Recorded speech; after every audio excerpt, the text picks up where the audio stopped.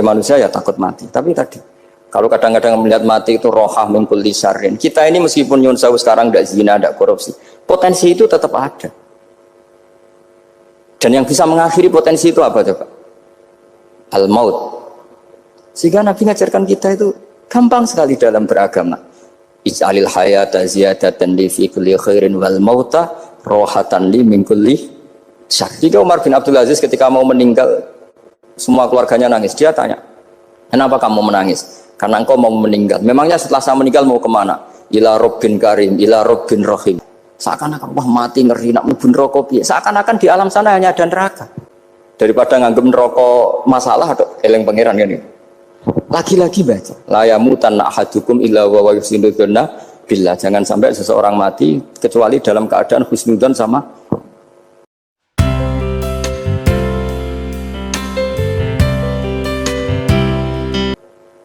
termasuk di Al-Minanul Kubra itu ada cerita tentang Nabi Isa. Cerita itu tidak hoax, ini kata Imam Sa'roni. Ada orang itu perajin sepatu, perajin sandal. Ya Allah, engkau itu bilang butuh sandal ukuran berapa, nanti tak bikinkan. Engkau bilang kendaraan kamu apa, nanti saya yang fasilitasi ada ini, pakaiannya kalau dames. Apa, pokoknya saya ingin khidmah sama jenengan. Terus Nabi Isa yang terkenal baik itu ya faham mabibat sih hampir saja dipukul. Terus kata Allah, jangan Isa, dia muji saya sesuai yang dia ketahui. Lagi-lagi baca. Jadi tidak bisa kita mengadili orang lain, ini kalimat ini tasbihu wa bil khalqi, itu tidak bisa, tidak segampang itu. Kecuali yang ngomong orang-orang Mu'tazilah atau orang-orang Khawarij, mungkin kita lawan karena berdasar ilmu. Kena wong lugu rusak. Karena orang lugu itu gimana ya? Seperti Ahmad ditanya, kamu mukminah? Terus dites sama Nabi, aina Allah fa asyarat ila sama, Allah di langit. Coba kalau kamu tauhidkan Allah la yakhullu fi makanin, berarti kan masalah itu karena Allah laisa kamitslihi. Saya juga pernah diprotes kiai, kenapa ada istilah senyum, istilah susah, padahal Allah nggak pernah susah. Tak tanya kiai itu, saya kan sering bilang Allah susah, Allah apa, Gus kok gitu, padahal Allah kan nggak pernah. Tak tanya, kamu hafal Quran? Enggak. Ya sudah, baca aja ayat falamma asafunan taqamna minhu. Itu dhaire asafa itu kan asifa ya'safu asafan. Diikutkan wazan afala berarti asafa yu'sifu. Berarti kayak dengan atal. Ya ata ya'ti ityanan, kalau ingin wazan afala kan ata yu'ti ita, sama dengan falamma asafu. Mongko sumangsani gawe susah sapa Firaun wa qaumuh. Nah ini ingsun. Fir'aun mari ribet, mari aku susah, aku pengiran jadi tandingi. Intakom naminhum kata aku. Akhirnya dia itu bilang, jebule ning Quran yo istilah Allah susah. Iya sembol aku itu wong aku hafal Quran dadi spontan bahasaku mbok salah mbok ora iki ana kembarane Quran. Sampeyan masih khusyuk ora hafal Quran akhirnya yo ngene iki kata saya. Akhirnya jebule ilmu iku penting, wis suwe nek ilmu iku penting kata saya. Jadi ini lagi-lagi illa aliman au muta. Jadi saya tuh dapat barokahnya ilmu. Saya sebagai manusia ya takut mati. Tapi tadi kalau kadang-kadang melihat mati itu rohah min kulli syarrin. Kita ini meskipun nyun sewu sekarang tidak zina, tidak korupsi, potensi itu tetap ada. Dan yang bisa mengakhiri potensi itu apa coba? Al-maut.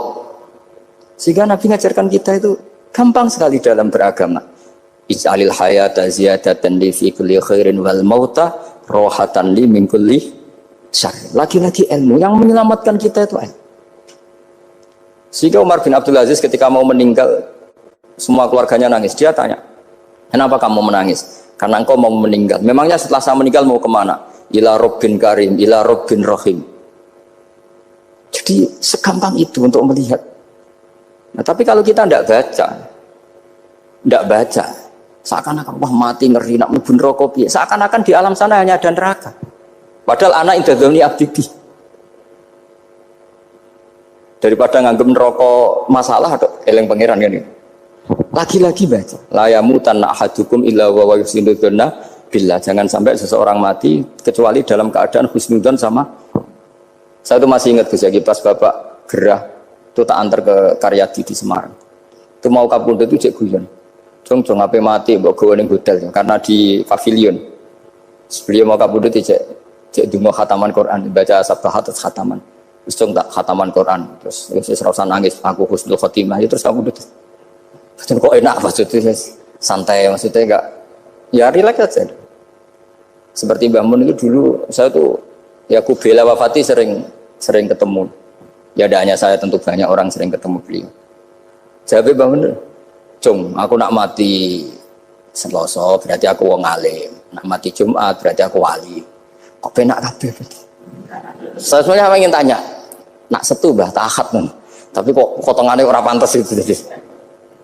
Ketika beliau nyatanya kabundut Selasa berarti senang status alim. Artinya orang-orang dulu itu, Imam Ghazali lebih parah lagi. Ya saya yakin ya semua orang Islam mati itu baik. Imam Ghazali lebih parah lagi. Itu beliau kabundut, itu orang yang perjalanannya 3 hari itu sudah datang semua.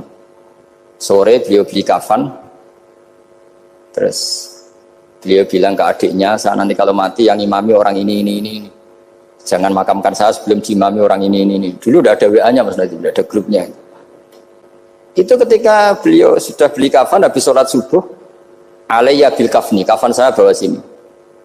Dikasihkan sama adiknya. Ya Allah, ar-ridho bil intiqal ilal malakil. Jadi saya sudah ridho kalau ketemu engkau. Terus kabundut. Adiknya bingung karena orang yang ditunjuk itu harus 3 hari perjalanan. Ternyata datang semua. Terus. Kok kenapa engkau datang? Ghazali wis kandha aku ini 3 dina yang lalu. Jadi aku langsung perjalanan. Pamit itu. Lalu kubu sebelah, ini cerita Mas Nadi yang tukang tukaran sama kubu sebelah itu Mas Nadi. Kalau saya ini orang baik gak suka tukaran berarti. Masuk orang baik. Yang ngaku orang baik itu penting cara kita Al-Minanul Kubro, karena kalau ngaku orang elek berarti kenangannya Allah sama kamu itu bikin elek, tidak bikin baik. Itu cara pikiran Imam Sa'roni dalam Al-Minanul Kubro. Kamu kan boleh mengatakan saya habis makan, habis minum. Artinya apa? Kamu habis dapat nikmat. Kamu harusnya juga bilang saya habis ngamalkan ilmu, saya habis dapat hidayat. Wong tadi kamu ya sholat subuh, kamu ya baca Quran. Susah opo sing ngakoni tahu apik dari Imam Sa'roni gitu. Senengane kok kalau mau bermaksiat berdelok wong wedok. Memangnya Allah mau amalah mbek kowe mau elek tok atau mau amalah apik? Ini rada provokator, tapi ini cerita ilmu, Makanya saya kenapa tetap hormat Mas Adib, karena provokator meskipun itu asli, enggak karena baca. Kalau ini asli memang suka sombong memang asli. Tapi apapun itu kan tahu yang Mesir. Jangan-jangan bacanya itu. Saya baca kitabnya, dia ke makomnya Imam Sa'roni kan orang pernah ziarah. Makanya potensinya seperti itu. Jadi saya terus dulu saya itu nih Gus Yagi, Bapak itu SK. Bapak itu seneng kancanan wong mlete timbang wong sopan. Saya dulu ya SK. Bapak itu kancanan wong mlete itu. Suatu saat Bapak wafat, si pendereknya Bapak yang mlete ini tak kancan. Marah orangnya. Mulai terus. Tangan-tangan bener wong mlete. Jadi kalau tak tanya, mau sarapan Mbah wonge sepuh. Oh wis lho Gus, iso-iso wis kudu sarapan wajib. Wis rokok wis. Ternyata dia lebih gampang ngitung nikmat. Kok gak kerja kan? Nah, aku nang masjid di 10.000 kon ngino wong kerja ora usah di 10.000 wis rojo iso mangan iso ngombe. Lha opo ngamula wong liya? Kan kok bener sesuai. Sementara sing sopan kurang ajar. Mbah mun mangan. Terus ngenteni kerja angel kabeh mboten panen men ngenes. Kaya Allah ora tau mar. Oh, mungkin karena ini Bapak. Jadi akhirnya sesuai wae ora pati. Kancanan wong sopan-sopan. Akhirnya kancanan Mas Nadif kan gitu ceritanya. Ternyata orang sopan ya kacau juga mau eling sisi panen akeh tak tahu, Mbah panen kathah. Mboten Gus namung meniki. Pokoke ngeluh terus. Jadi makanya ini kan apa-apa kalau berlebihan itu repot. Seperti saya pernah ditanya. Kalau orang Jawa Timur itu hormatnya sama kiai. Kalau sama orang biasa itu kurang hormat. Kalau orang Solo itu sopan-sopan, tapi ya sama-sama ada masalah. Kalau ada kultur semuanya sopan, nanti ya hum yukrimuna aliman wa fasikon wa solihan wa tolihan. Soleh, sopan yang berlebihan akhirnya sampai pernah ada seorang kiai latihan. Ini kisah nyata. Wong itu teman saya. Ketemu orang Solo dihormati. Sempat GR, barokahnya ilmu saya dihormati orang. Bareng sama orang fasik, orang macam-macam ya dihormati yang sama. Jebule padha wae kan gitu. Artinya gini, kalau akhlak itu benar-benar kelebihan, tapi kalau berlebihan la farqa bainal alim wal jahil wal fas was soleh wat toleh, karena semuanya dihormati. Tapi kalau misalnya ada Jawa Timur yang membeda-bedakan manusia, kadang kita ini juga beratnya semua itu ibadullah, semua iyalullah, semua. Jadi terus kita ini mikir yang benar yang mana. setelah mengkaji ilmu, lagi-lagi setelah mengkaji. Nah makanya saya ingin sekali ilmu ini harus dikembangkan terus. Karena saya kenalnya Mbah Dola, Mbah Sahal, semua masyayikh ini min haitsul ilm. Karena ilmu ini yang cukup. Islam itu nggak bisa dikawal dengan khusyuk, nggak cukup. Yang bisa mengawal Islam itu hanya. Sebab itu fa'alam annahu la ilaha. Makanya orang Khawarij itu kata Rasulullah syarrul khaliq. Kenapa orang Khawarij dibenci Nabi? Karena suka khusyuk, suka ibadah tapi tidak suka ilmu. Jadi Nabi karena seorang manusia, apapun hebatnya Nabi ini seorang manusia, tentu kalau ngandani cara Jawa atau menghitopi, pasti ngendikan sama yang di depannya. Tapi bukan berarti hukum ini khusus pada yang di depannya, tapi menjadi umum. Kenapa menjadi umum? Ya karena kebaikan itu boleh dilakukan oleh siapa saja. Misalnya Rasulullah ngendikan sama Mu'ad, ya Mu'ad inni uhibbuka, fala tada'anna dubura kulli sholatin. Wa fi riwayatin faqul fi duburi kulli sholatin Allahumma a'inni ala zikrika wa syukrika wa husni ibadatik. Itu jelas kalimatnya Nabi, ya Mu'ad saya mencintai kamu, maka jangan pernah engkau tinggalkan setelah sholat kamu membaca Allahumma a'inni ala zikrika wa syukrika wa husni ibadatik. Ya Allah, tolonglah kami supaya selalu mengingat Engkau, ala zikrika, dan mensyukuri nikmat Engkau, dan tolong kami selalu beribadah kepada Engkau. Lalu kalau melihat asbabil wurud, kalau dalam ilmu hadis biasanya disebut asbabil wurud, kalau dalam ilmu Quran disebut asbabin nuzul, tentu yang didhawuhi itu ya Mu'ad. Tapi Anda tidak boleh begini, saya tidak wiridan itu, yang disuruh Nabi kan Mu'ad, saya kan tidak Mu'ad. Itu tidak boleh seperti itu. Makanya kita tidak boleh terlalu tekstual, karena tadi resikonya Anda tidak mengikuti kaidah al-ibratu bi umumil lafzi la bi khususi sabab. Sebab itu saya tadi di kantor rektorat ya Pak Ordas ya, bilang nanti untuk kajian yang di kantor rektorat pakai kitab Syajaratul Ma'arif, karena kitab itu juga yang sekarang dalam proses penerjemahan saya dengan Pak Quraisyab di PSG, yang di sini pakai kitab Itqon. Nanti mulai bulan depan, karena saya dipaksa untuk meneruskan. Ini sudah kayak Tuhan saja maksa-maksa. Itu pakai kitab Itqon. Nanti babnya tak kasih yang mendesak untuk diketahui. Termasuk apa? Al-ibratu bi umumil lafzi la bi khususi sabab. Sehingga di Quran misalnya begini, ada cerita begini. Nabi Isa itu bilang begini, saya ini siapa? Saya ini adalah orang, kata Nabi Isa, wa ja'alani mubarakan ainama kuntu. Saya adalah orang yang di mana-mana itu memberi berkah, memberi manfaat kepada siapa saja. Itu jelas tentang Nabi Isa. Tapi oleh ulama dikasih judul yang umum, babu nafil ibad bikullil bilad. Bab bahwa seseorang harus bermanfaat hidup di mana saja, kapan saja. Meskipun itu Allah cerita tentang Nabi Isa. Tidak bisa kamu bilang itu kan Isa, saya kan tidak Isa. Tidak bisa seperti itu. Isa adalah ibaratun an ahlil khairi. Isa adalah figur orang baik. Tentu yang dilakukan baik. Tentu kebaikan boleh ditiru siapa saja. Jadi sehingga nanti pada akhirnya nama-nama yang disebut Allah di Quran itu kalau nama orang baik tentu kita boleh ikut. Paham ya? Kalau nama orang buruk tentu kita tidak boleh ikut. Ya gitu aturannya. Sehingga tadi ada al-ibratu bi umumil lafzi la bi khususi sabab. Jadi yang jadi pegangan adalah standar kalimat umum dengan pemaknaan yang ditentukan ulama. La bi khususi sabab, tidak terkait sebab itu. Misalnya yang paling masyhur tentu dalam hadis Madinah itu kira-kira kan utaranya Mekah ya, kira-kira ya. Utaranya Mekah apa selatannya? Utaranya kayak utaranya. Dulu penduduk Madinah itu kalau bikin kloset itu, pokoknya kalau qada'ul hajat itu menghadap ke utara atau selatan.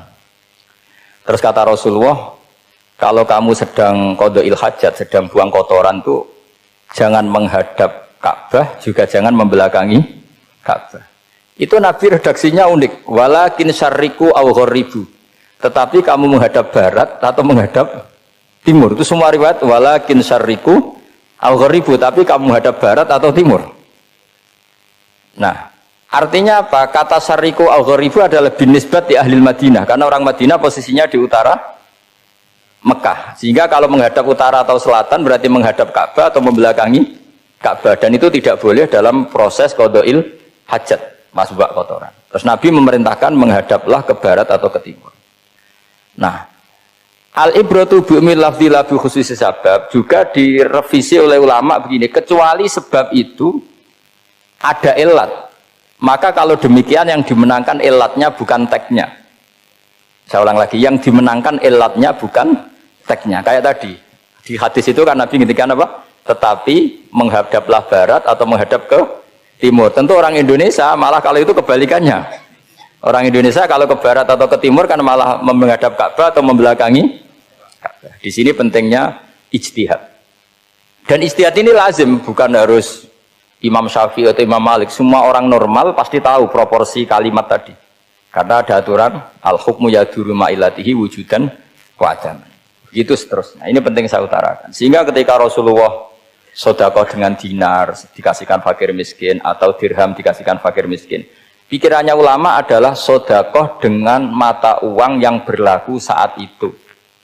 Tidak selalu ditetapkan dinar atau dirham.